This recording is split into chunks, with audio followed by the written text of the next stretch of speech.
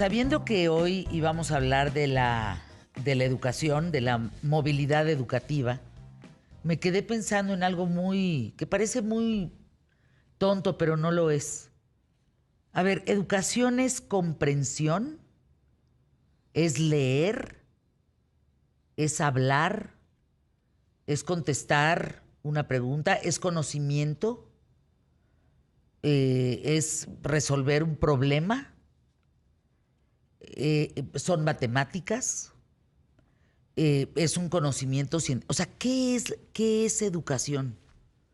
Porque fíjense que estaba yo refiriéndome a un señor ahí en redes que tiene maestrías y doctorados y dije, pues podrá estar estudiado, pero educado no es. Es un patán, es un pelado.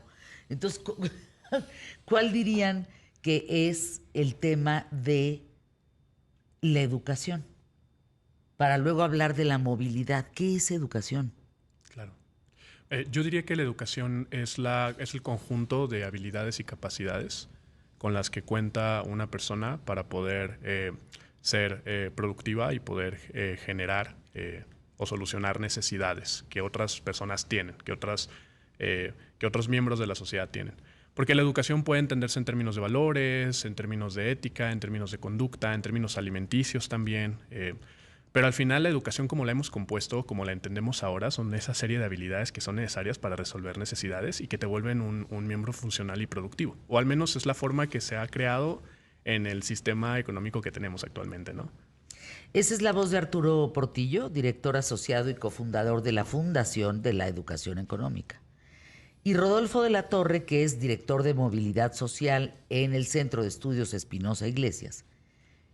¿Es eso? O sea, las herramientas son estos ejes principales de comprensión de lo que se lee, habilidad para resolver problemas matemáticos y conocimientos científicos. ¿Eso es educación? Bueno, hay algo más elemental en la parte de la educación, que consiste en el entendimiento que tiene la persona de sus propias circunstancias, de lo que él es y de su entorno. Es decir, saber quién soy, saber qué parte juego dentro de una sociedad. Todo eso tiene un valor en sí mismo para la persona, le da un significado a su vida. Y además hay un valor instrumental, es decir, sirve como una herramienta para lograr objetivos, como por ejemplo ser productivo, obtener un ingreso, alcanzar una posición en la sociedad. Pero creo que hay que valorar la educación como algo que en sí misma es importante para las personas. Entender qué es uno mismo, encontrarle sentido a la vida propia. Llevo lectura de algunos libros que me han cambiado un poco la percepción de lo que yo venía sabiendo. Y esto quiere decir que la escuela se basaba en biología, matemáticas, ciencias naturales, civismo hace algún tiempo, etcétera, etcétera, etcétera, etcétera, física, química, todas las materias que ustedes quieran, en las edades que quieran. Pero resulta que hoy hay una corriente muy importante en el mundo en donde los estudios tienen que tener sí o sí la posibilidad de meditar, la posibilidad de guardar silencio, de entrar a un mundo espiritual, la posibilidad de trabajo en comunidad, o sea, cosas que Vasconcelos se volvería a morir nada más de verlo, ¿no? Él que estableció esta educación de repite, repite y repite, aunque no comprendas. Estudia, y estudiar es dímelo tal cual, aunque no lo comprendas. Ahora eso ha tenido un cambio importante.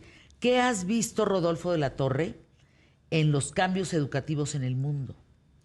Bueno, lo primero es que hay que establecer que la educación no inicia en la escuela, inicia desde el hogar. Y una de las influencias más importantes en los logros educativos, ya sea formales o informales, pues es la propia educación de los padres. No me refiero exclusivamente a la escolaridad, sino a un conjunto de conocimientos que han sido adquiridos de muchas formas. Cuando ya se llega a la escuela, en realidad ya se tienen muchas habilidades que empiezan a ponerse en juego o que si no se tienen empiezan a dificultar otro tipo de aprendizajes. Por ejemplo, la posibilidad de expresarse con seguridad, la posibilidad de decir las ideas propias sin temor a los demás, formar equipos, colaborar, respetar a los demás. Todo eso puede potenciarse en la escuela, pero viene de antes. Entonces, cuando llegamos a la escuela, pues estamos hablando de otro tipo de preparación. Una preparación en donde sí habrá cosas que los padres ya no puedan participar de la misma forma, como pueden ser principalmente las habilidades para relacionarse con el mundo externo. Por ejemplo, la lectura, la escritura, el poder hacer operaciones matemáticas simples, aritméticas simples, contar, sumar, etcétera. Y todo eso, pues, forma la base de lo que será el aprendizaje escolar, que después se podrá sofisticar, complicar hasta llegar a la educación universitaria o superior, posgrados, en donde uno ya se especialista en un conocimiento muy particular que potencia uno el entendimiento, pero también la posibilidad de contribuir a la sociedad donde se vive. Pero eso no ha cambiado. Es decir, volvemos a lo mismo, empiezas en la educación de casa y luego te sigues a la de la escuela hasta terminar en la universidad. Ya hay corrientes importantes en el mundo en donde dicen que ya la universidad no va a ser necesaria, que con que tengas habilidades importantes y conocimiento y desarrollo y capacidad de decisión, de pensamiento y sumado a la espiritualidad, el equilibrio emocional y demás, estás hecho en la vida. Claro. Un estudio de intelligence.com dice que el 45% de las empresas en los Estados Unidos están comenzando a evaluar la posibilidad de ya no solicitar los estudios de grado y licenciatura como parte de los requisitos para contratar a nuevas personas. Esa evolución que hemos visto de la educación desde los programas básicos donde la matemática, la ciencia, la física eran estructuras comunes en la educación, está cambiando precisamente porque la educación se está cada vez más descentralizando del Estado. Hay que recordar que los programas educativos muchas veces fueron ideados para solucionar necesidades económicas futuras planteadas como retos o políticas públicas del gobierno. Entonces, ¿qué tenían que conocer nuestros trabajadores? ¿Qué tenían que conocer nuestros ingenieros petroleros? ¿Qué tenían que conocer nuestros ingenieros agrónomos? No, bueno, pues tienen que saber esto para lograr tener éxito en la vida. ¿Qué vemos ahora? Que esa superespecialización ya no es tan necesaria. Habilidades como la comunicación, habilidades como la nutrición, como la autoestima, tienen mucho más valor en el mercado últimamente porque realmente lo que estamos buscando son personas más capacitadas más allá de la parte técnica.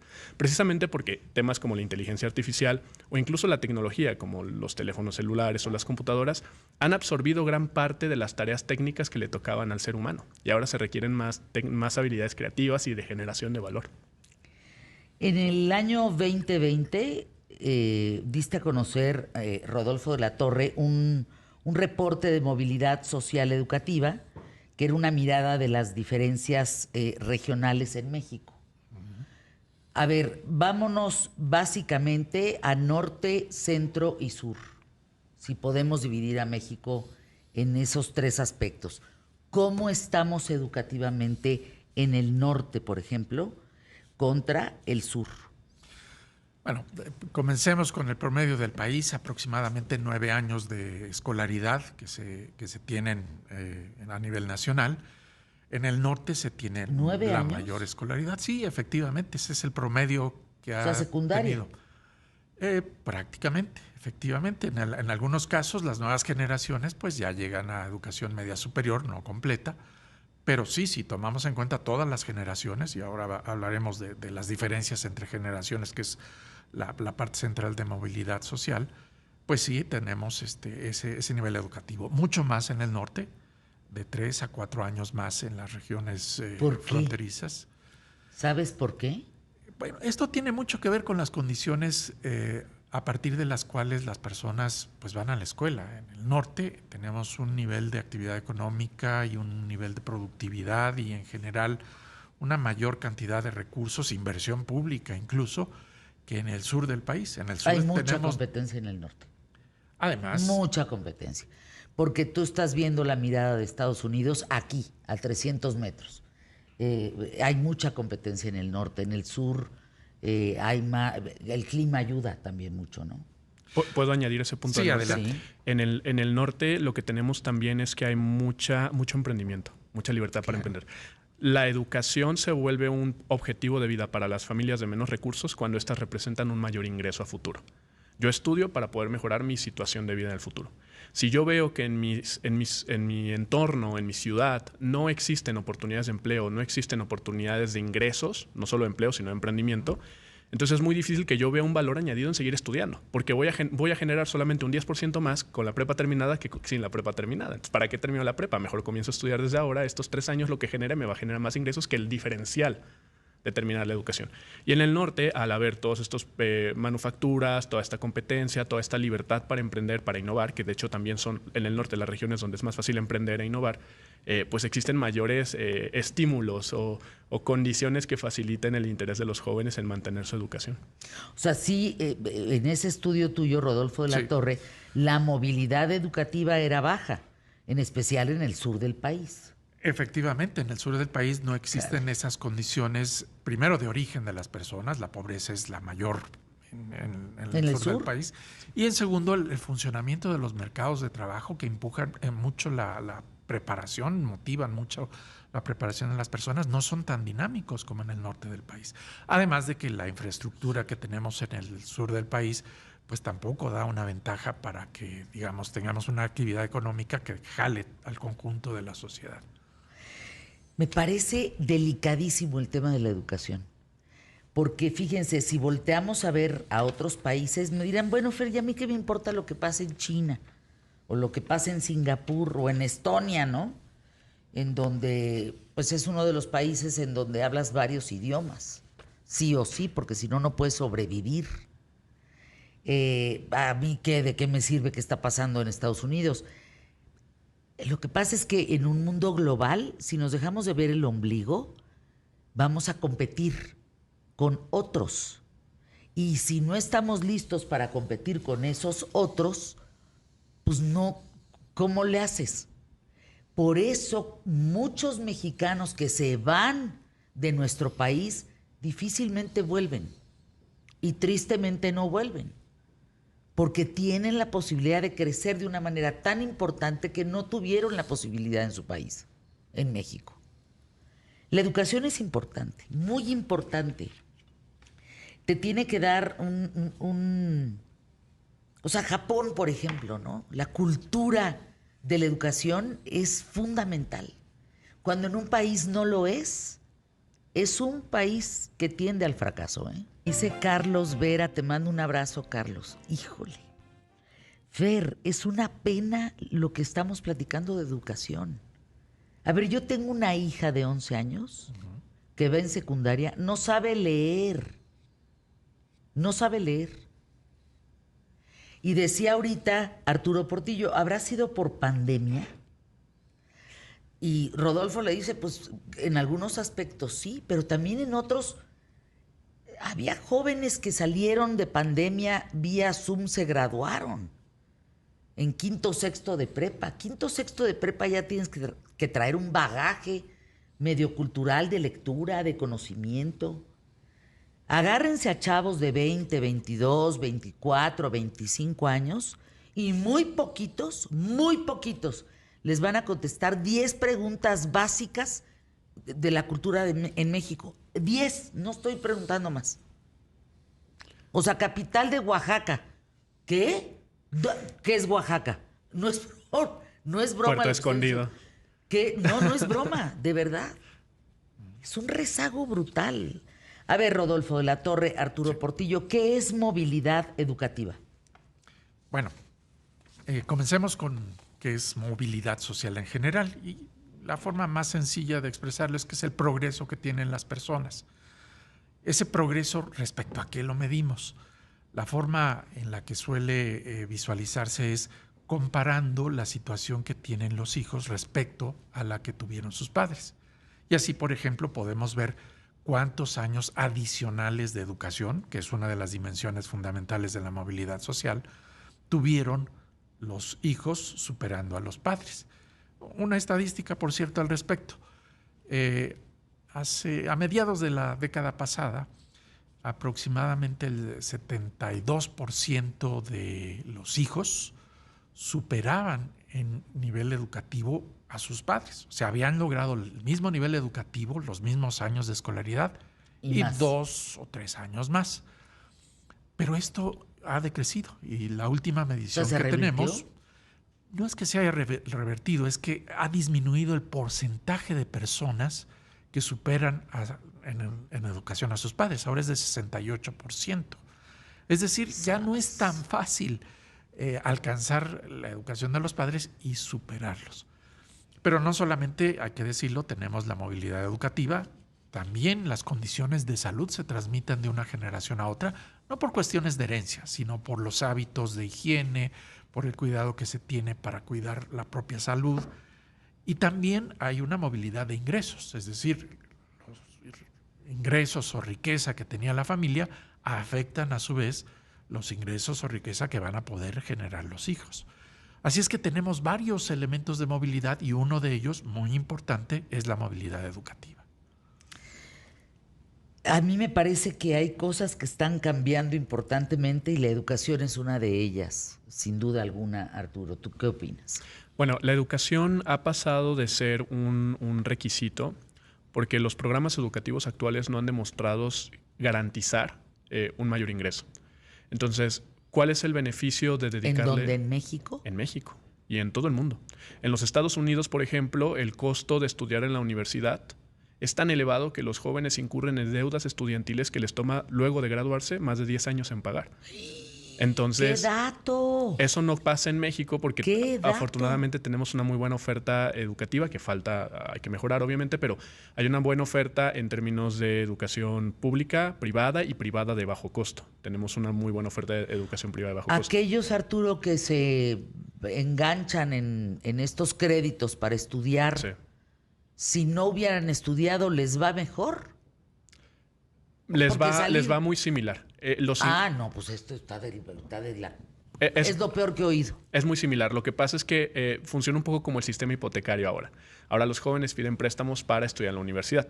La universidad, al ver que más jóvenes tienen dinero para pagar sus matrículas, sube el precio pues porque no puede ofrecer educación para todos. Tiene un espacio limitado, tiene una cantidad limitada de docentes. Entonces, cuando más personas están dispuestas a pagar más por algo, el precio incrementa. Simple ley de oferta y demanda. Entonces, los precios se han elevado sin necesariamente elevar la calidad de la educación, solamente porque hay personas que están más dispuestas a pagar más. Y ahora tiene un serio problema porque están cancelando las deudas estudiantiles y ahora le están cargando a las personas que no estudiaron pues el costo de esa deuda. El caso de México no es ese. El caso de México no es ese. El caso de México es que los jóvenes no ven en la educación universitaria, aunque hay que entender que la movilidad educativa no se refiere solamente a la universidad, porque hay que entender que en México hay jóvenes que no están estudiando la primaria, hay jóvenes que no están estudiando la secundaria y hay jóvenes que no están estudiando la preparatoria. Que no están superando que sus padres sí estudiaron la preparatoria y ellos no la terminan. Entonces, hay que entender que no... Rodolfo, eso se está... Hay otros números. Pues. Claro, no es solo la licenciatura lo que no están estudiando los jóvenes. También están dejando de estudiar los niveles básicos educativos. Pero a nivel licenciatura, estudiar en la UNAM ya no es un garante de ingresos. ¿Cuánto gana un egresado de la UNAM? En promedio, 9,500 pesos. ¿Cuánto gana un estudiante egresado de preparatoria? 7,000 pesos. Entonces, si la diferencia es de 2,000 pesos, pero le dedicas 4 años a estudiar en la universidad, aun cuando es pública, hay una inversión, hay un tiempo y hay un costo de oportunidad del tiempo que no le dedicaste a trabajar. No te dan los números. No te dan. Entonces, al ya no ser un garante, ya no hay de verdad razones. Por eso vemos todos estos cambios donde hay escuelas que desde la preparatoria te enseñan salud, meditación, ejercicio. Como que te preparan universitariamente, ¿no? Sí, porque esas habilidades son más útiles en el mercado ahora. A ver, el 80% de los graduados de México se concentran solamente en 10 carreras, de las cuales el 40% es derecho. O sea... ¿Y van a tener trabajo todos estos? No lo tienen. Por eso son de las carreras que tienen menor empleabilidad. Tenemos más de 100 carreras disponibles ofertadas por instituciones de educación superior en México.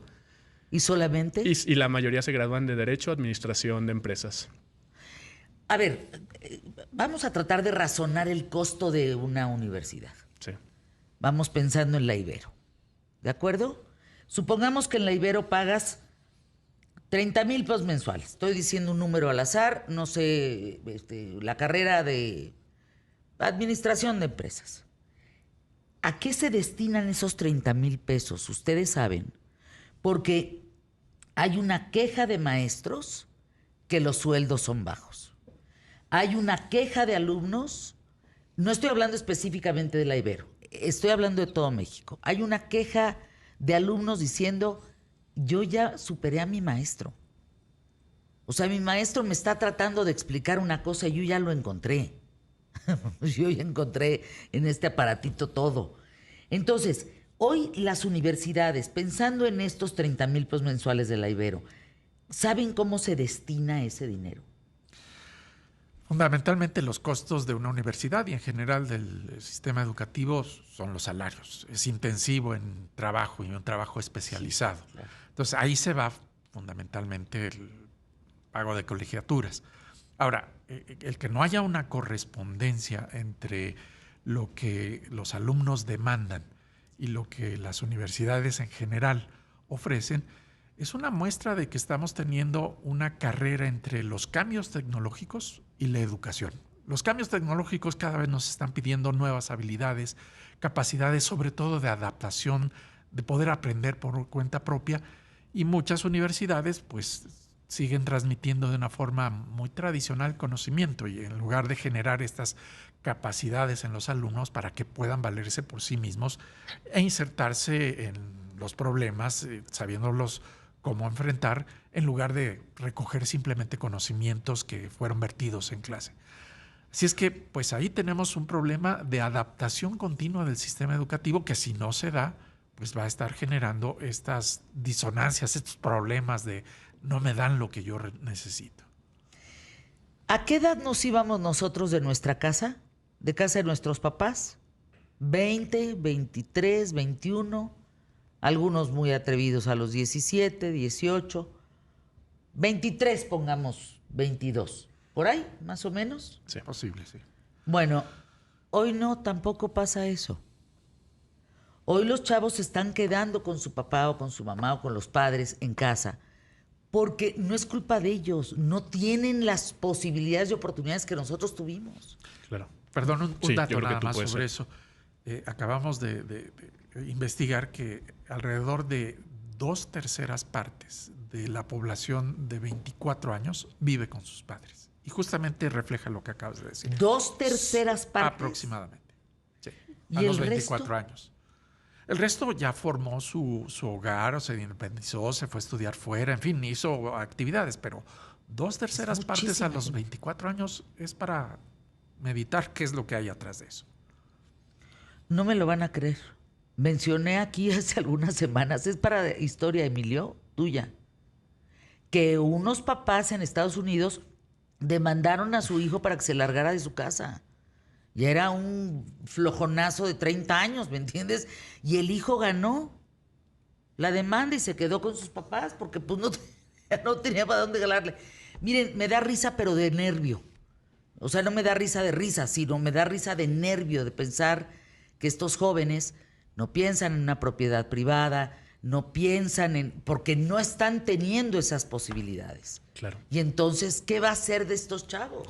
Sí, De estas 2/3 partes, ¿no? Cuando vemos países, por ejemplo, el caso de Cuba, donde tienen un gran acceso a la educación, pero igual son pobres, es porque el componente de la educación, posterior a la educación, es el trabajo.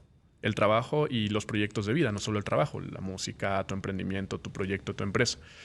Si un país no tiene las condiciones o las libertades económicas que permitan que los jóvenes impulsen su desarrollo profesional, ¿para qué estudian? Para ser... dicen, es que la escuela te educa a ser empleado. No. La escuela te educa a tener una habilidad técnica que te permite resolver problemas. El problema es que la gente decide ser empleado porque no hay emprendimientos o no hay facilidades para emprender. Déjenme ir a anuncios QTF.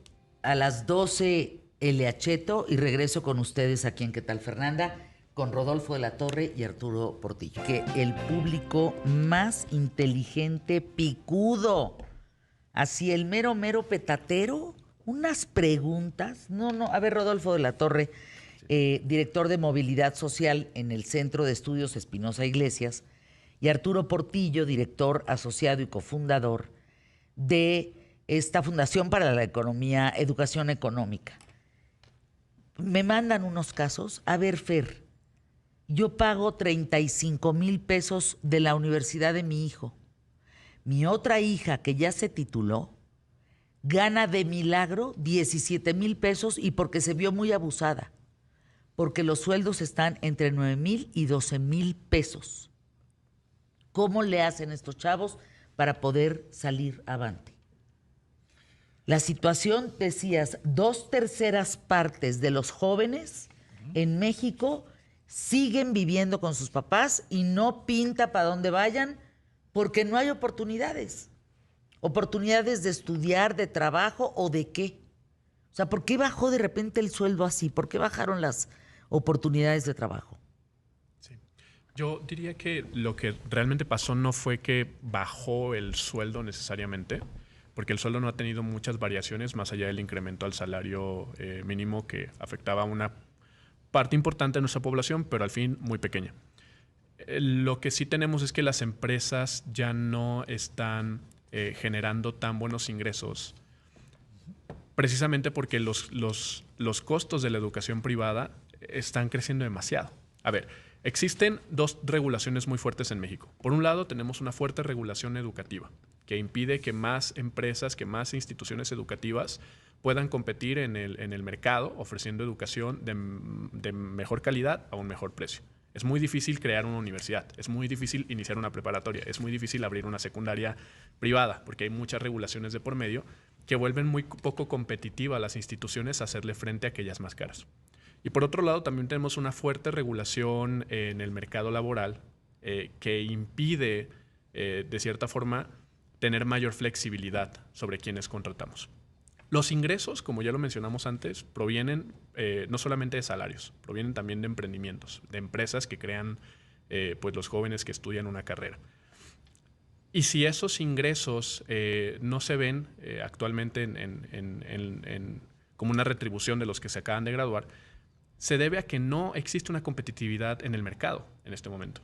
Tenemos muy poca generación de empresas, hay muchísimas regulaciones que impiden que México crezca en términos de libertad económica. Un dato que te puedo dar es que México se encuentra como uno de los países con menor libertad económica de la OCDE, solo seguido por Grecia y Turquía. ¿Qué quiere decir eso? Libertad económica significa que las empresas son libres de iniciar un negocio, que se pagan menos impuestos, que hay menos castigos o menos reprimendas por parte del Estado por emprender un negocio. El nivel de regulaciones que tiene México, aunque no es de los más elevados del mundo, sí se encuentra en la posición número 70 de 120 economías evaluadas. O sea, la verdad que estamos bastante mal. Economías como Guatemala, economías como Chile, Uruguay, Costa ¿qué tal Rica, se levantó Chile? República Dominicana tienen libertades económicas más elevadas. Un ejemplo, Chile es uno de los países que tiene mayor libertad económica de América como continente. Pero estaba fatal. Estaba fatal. Y se levantó. Y se levantó. Y también fueron fue el país con mejores resultados en la prueba PISA.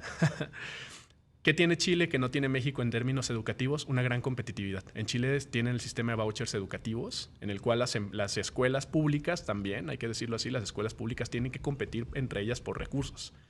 ¿Qué significa? Que si las escuelas tienen que competir por los estudiantes, porque ahora los estudiantes tienen un voucher que vale sus estudios, ellas se ven obligadas a crear un contenido de mejor calidad, ser más competitivos, con mejores profesores, dedicarle. Sí, pero la de al lado no. La de al lado no. ¿Y qué pasa con la de al lado? Nadie va a la de al lado. Y todos se van a la escuela buena. Eso es lo que tiene Chile. Singapur también tiene un sistema muy competitivo en términos educativos. Mencionaste también Estonia. Lituania también es un país que tiene un sistema educativo muy, muy competitivo. Y es que tanto como compite el mercado, tiene que competir la educación. Si nadie le hace frente, el TEC de Monterrey, el Ibero, el ITAM, son buenas instituciones porque tienen que competir contra otras. Si nadie compite contra ellas, entonces, ¿qué los incentiva a ser mejores? ¿Qué los incentiva a ofrecer una mejor educación de mejor calidad? ¿Cómo está el tema de becas en México? ¿Qué datos tienes, Rodolfo? En el estudio, por ejemplo, que hiciste, ¿sale un tema de becas? Porque entiendo la beca para buenos estudiantes. Entiendo la beca para gente que no puede pagar, pero que tiene buenos resultados en el estudio. O sea, la beca no debería de ser para cualquier persona que no aproveche justamente el costo, ¿no? Bueno. ¿O cómo se maneja el tema de las becas en México? A ver, vamos a empezar diciendo que la mayor parte de la población acude a las escuelas públicas. Estamos hablando de que el 97% de los alumnos en todos los niveles educativos Es pues se público. encuentran en la educación pública. En principio, la educación pública es gratuita. Por supuesto que hay algunos costos asociados a estar dentro de una escuela pública, como el transporte, los útiles escolares, etcétera. Pero si consideramos solamente la educación privada, que es un porcentaje muy pequeño, pues realmente las becas que se otorgan y el número de alumnos que se cubren es realmente muy pequeño. No hace una gran diferencia. Ahora, las becas que se dan o los apoyos que se dan para la educación pública, pues fundamentalmente tienen que ver con estar inscritos en una escuela pública, y tener apoyo sobre todo para útiles escolares, uniformes o algún gasto relacionado con eso. No es el tema de fondo las becas. Yo creo que importa mucho más las condiciones de origen de los alumnos, que mejoren para que puedan aprovechar mucho mejor el sistema escolar, y también cuáles son la calidad de lo que se estudia. Es decir, cómo se encuentran las escuelas, sobre todo la preparación de los maestros, para que puedan realmente transmitirles habilidades útiles para las personas, pero después útiles para la sociedad en su conjunto. Que de hecho lo que yo vi en la investigación que hicieron fue que las becas Benito Juárez no tuvieron un impacto positivo en la continuación de los estudios de los jóvenes. ¿Por qué? No los retuvieron en la escuela. ¿No los retuvieron? No lograron crear un cambio significativo. O sea, a pesar de que son unas becas que honestamente se están entregando de manera no universal, pero amplia, no han tenido un cambio significativo en retenerlos en la educación. ¿El mexicano no quiere estudiar o no encuentra la viabilidad para estudiar? Creo que culpar a las personas de las circunstancias es algo así como caer en la rutina el pobre es pobre porque quiere, y no podemos caer en ese ejercicio. El mexicano quiere estudiar, el mexicano quiere trabajar. Nuestros niveles de desempleo son muy bajos. Yo también lo creo así. Nuestro nivel de desempleo es bajísimo. Compáralo con el de España, que es del 25% del desempleo juvenil. No, aquí la economía informal es una locura. Por eso te digo que si es falta de posibilidad o de veras no es querer. Ahora que mencionas la economía informal no requiere títulos. Entonces, tenemos una gran economía informal que ofrece mejores salarios, que no tiene una presión fiscal fuerte, y que además no te pide estudiar una licenciatura, una preparatoria, y que te genera niveles de ingresos bastante similares. Y a la vez tienes ingenieros químicos, biólogos, matemáticos, etcétera, que están en la economía informal porque no encuentran trabajo formal. Porque fue la mejor opción que encontraron. O sea, las personas no eligen la informalidad porque es lo que les queda. Eligen la informalidad porque es la mejor alternativa pues claro. que encontraron. Entonces, ¿qué es lo que tiene la economía informal? Mejores salarios. ¿Por qué se ofrecen mejores salarios? Porque no hay prestaciones. Claro. Si tú le dices a una empleada doméstica, mira, ahora existe tienes ciertos derechos que te permiten que yo te pague el IMSS, ¿no? Significa que ahora te tienes que dedicar a trabajar 8 horas continuas en mi casa para que yo te dé esos derechos a cambio del salario mínimo. No vimos un cambio significativo. Más derechos, más regulaciones no representan mejores condiciones de trabajo. Las personas van a tomar aquellos trabajos que les generen un mejor ingreso, un mayor beneficio, no que les den más prestaciones sociales o IMSS. No es lo que las personas están buscando. Las personas necesitan incrementar su poder adquisitivo para poder mantener sus familias. Es la primera vez que alguien me dice cercano que ha sido independiente desde los 22 años, está rebasando los 30 y tantos, 40, que dice, creo que me voy a tener que ir a vivir con una roomie, con alguien, para poder pagar el departamento porque ya no estoy pudiendo sola. Sí. O sea, me tengo que dividir con alguien porque esto es una locura. Sí, es la regla. Te doy 2 datos sobre lo que mencionabas. Las personas que tienen educación profesional o incluso posgrado, más o menos a mediados de la década pasada, ganaban algo así como unos 60,000 pesos mensuales. Uh-huh. Eso en promedio. Evidentemente hay sus variaciones. Para el 2022, esto había disminuido a 45,000 pesos. Entonces, imagínate, bueno, eso es lo que vamos a examinar en un momento más, pero lo primero es mostrar cómo la educación no está generando la posibilidad de mayores ingresos, sino al contrario. Por lo menos este grupo, de acuerdo a la información del INEGI, ha disminuido sus remuneraciones reales. Ahora, esto tiene mucho que ver con lo que ya se mencionaba, de que no se están creando estos empleos que generen un nivel de ingreso cada vez mayor. Y esto a su vez está asociado con que la presencia de la economía informal es más grande y la productividad de nuestra economía no está creciendo. Al contrario, se está reduciendo. Y eso hace que pues, sea más difícil pagar salarios más altos, sobre todo en ciertos niveles, cuando pues esa productividad no va al parejo. No, pues ahora sí me dejaron. Como ustedes se quedaron, así yo.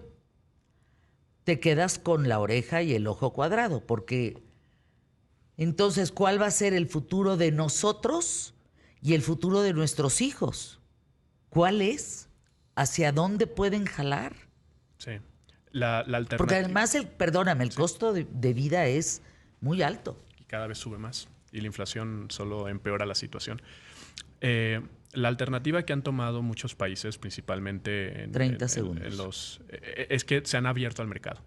La libertad comercial, la libertad de emprendimiento, la libertad económica es lo que ha traído a esas empresas y esos intereses, y también ha removido los intereses locales por generar mejores oportunidades de vida.